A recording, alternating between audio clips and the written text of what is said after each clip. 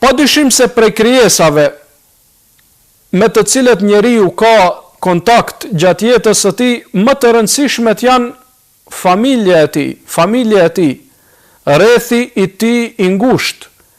Dhe këtë e dinte shumë mirë njeriu më i madh që ka jetuar mbi rrugën toksor Muhamedi alayhis salam. E dinte shumë mirë vlerën që e ka familja, e dinte shumë mirë pozitën që e ka familja, e dinte shumë mirë se familja është qeliza e shoqërisë, e dinte shumë mirë se familja ka hak më të madh ndaj tij, andaj edhe morali i tij me familjen ishte në nivel madhështor dhe shembullor. Ai është shembull për ne në çdo drejtim, siç e kemi përmendur, e po ashtu edhe në sjelljen e tij me familjen e tij dhe në moralin e tij me familjen e tij. E si të mos jetë ashtu kur vetë ai ka thënë khairukum li ahlihi wa ana khairukum li ahli. Vetë ai ka thënë më i miri prej jush është ai që është më i mirë me familjen e tij.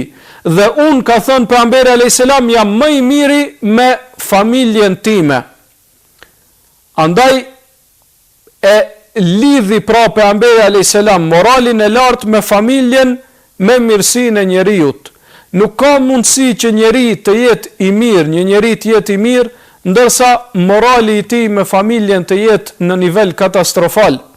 Dhe për fat keq në kohën tonë kur jeta është dinamike dhe relacionet në mes të njerëzve janë të ndërtuara mbi interesa personale, njeriu i buzëqesh tërë botës, është i sjellshëm me tërë botën, me gjithë ata që i takon brenda ditës, ndërsa kur kthehet tek familja e tij në fund të ditës, e haron buzëqeshjen, e haron moralin, e haron mirësjelljen, i haron të gjitha vlerat e larta njerëzore.